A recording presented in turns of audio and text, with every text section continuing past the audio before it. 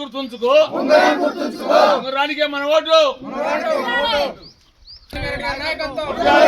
జై కాంగ్రెస్, జై కాంగ్రెస్.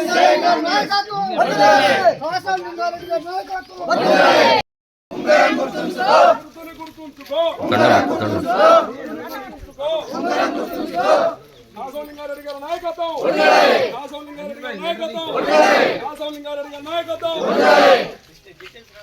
ఇవ్వండి స్లోగన్స్ ఇవ్వండి.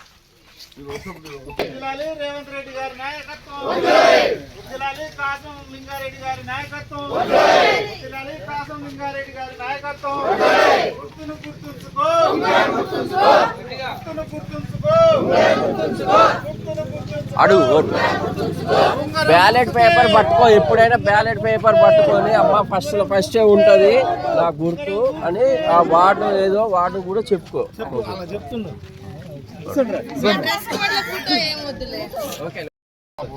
లోపల పోవడం ఫస్ట్ ఇంకో పడుతుంది.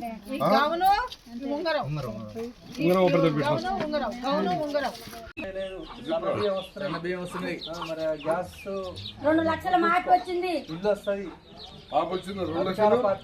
2 లక్షలు మాపు వచ్చింది.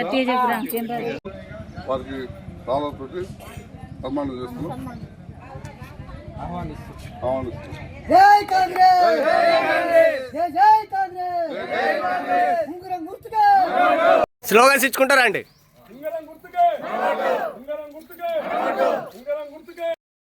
గతంలో కూడా 2019లో గ్రామ పంచాయతీ సర్పంచ్గా పోటీ చేయడం జరిగింది. అయినా కూడా సరే గెలిచినా గెలవకపోయినా గెలిచిన వాళ్ళు ఒక పని కూడా అభివృద్ధి చేయలేదు. ఇప్పుడు నేను ఓడిపోయినా ఊరిని పట్టుకొని అన్ని పనులు అన్ని కార్యక్రమాలు చేసుకుంటూ ఉన్నా. ప్రజలకు కూడా ఆదరణ మంచి అయినా చెడైనా ప్రతి ఇంటికి పోయి మందు వేయడం జరుగుతుంది, ఆదుకోవడం జరుగుతుంది. ఇదంతా గ్రామ ప్రజలు అందరూ తెలుసు. అదొక నేను దానివల్ల ఊరు జనం కూడా కొంత సానుభూతితో ఉన్నారు. ఇప్పుడు ఉంగరం గుర్తు మీద ఆ సానుభూతితోటి సంక్షేమ పథకాలు చేస్తున్న ఉద్దేశంతో వాళ్ళు నన్ను నిలబెట్టడం జరిగింది. వాళ్ళు ఉంటే వాళ్ళ కృషితోటి ఇప్పుడు దానివల్ల నేను ఇప్పుడు కనుక నన్ను గెలిపిస్తే నేను అన్నిటి సహకరించి అత్యధిక మేరకు గెలిపించగలరని నేను మా ప్రజలందరూ మనవి చేసుకుంటున్నాను. రైట్. నాతో పాటు వచ్చిన అక్క చెల్లెమ్మలకు, సోదరులకు, మీడియా మిత్రులకు అందరికీ నాకు నమస్కారాలు.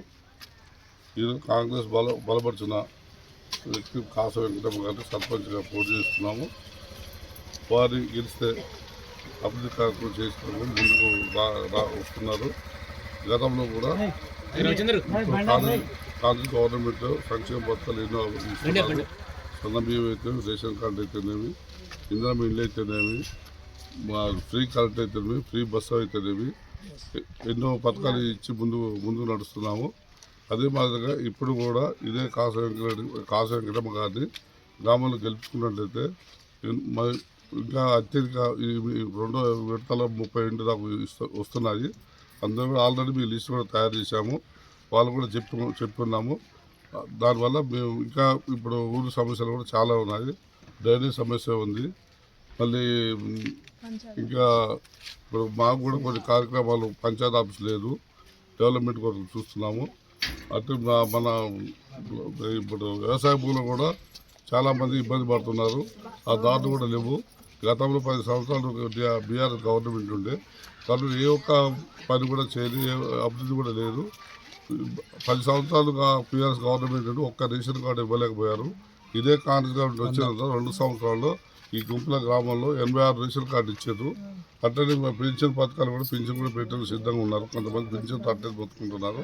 వారు కూడా సహాయ సహకారాలు అందిస్తామని మేము ఈ ప్రజల ముందు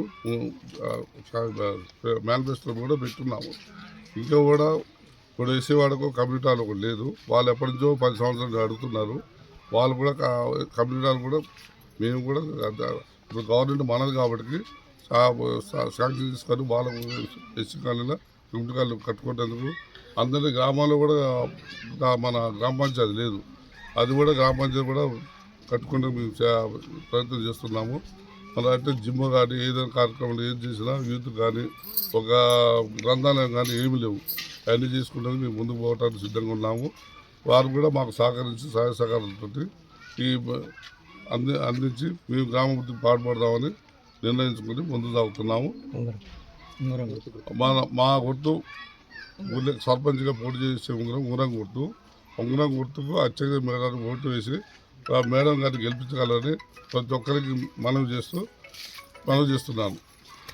గ్రామము నేను కాంగ్రెస్ తరఫు నుంచి అభ్యర్థి నేను సర్పంచ్గా పోటీ చేస్తున్నా. ఇంతకు ముందు జరిగిన దానికంటే ఇప్పుడు మంచిగా చేస్తాము. సంక్షేమ పథకాలన్నీ అందిస్తాము. ఉంగరం గుర్తుకే అత్యధిక మెజార్టీతో గెలిపించగలరని ప్రార్థన. నేను గెలిస్తే ఊరిని అభివృద్ధి చేస్తా. మన గుంపుల గ్రామంలో గ్రామ పంచాయతీ ఎన్నికల సందర్భంగా ఈరోజు ప్రచారంలో భాగంగా ఇక్కడ మీడియా మిత్రులను కలవటం జరిగింది. ఈరోజు మన రాష్ట్రంలో ఉన్నటువంటి కాంగ్రెస్ పార్టీ అధికారంలోకి వచ్చిన తర్వాత అధికంగా అనేకమైన సంక్షేమ పథకాలని ప్రవేశపెట్టడం జరిగింది. ఉదాహరణకు ఉచిత గ్యాస్ అయితేంది, తెల్ల రేషన్ కార్డులు అయితేంది, రేషన్ బియ్యం సన్న బియ్యం అయితేంది, అదేవిధంగా ఆరోగ్యశ్రీ అయితేంది, ఫ్రీ బస్ అయితేంది. ఇవే కాకుండా ఇంకెన్నో మరిన్ని సంక్షేమ పథకాలు ప్రవేశపెట్టడం జరిగింది. అదేవిధంగా ఇందిరమ్మ ఇళ్ళని మా గ్రామంలో ఒక 19 ఇళ్లను మేము ఇలా అమలు చేసుకోవడం జరిగింది.